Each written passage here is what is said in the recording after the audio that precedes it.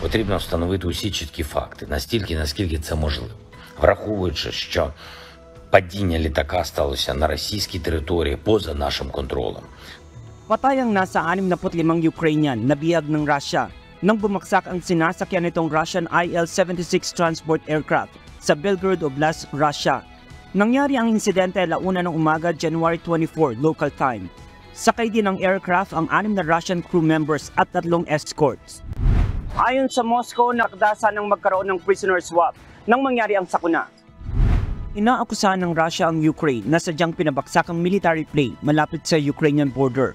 Ngunit sinabi ng military command ng Ukraine na itinuring nito ang Russian military aircraft na papalapit sa Belgorod bilang mga lehitimong target. Hindi rin umano sila inabisuan na siguradong ligtas ang airspace sa mga oras na iyon.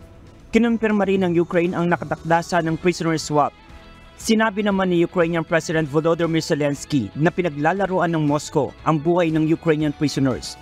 Hiniling din niya ang pagkakaroon ng international inquiry sa nasabing plane crash.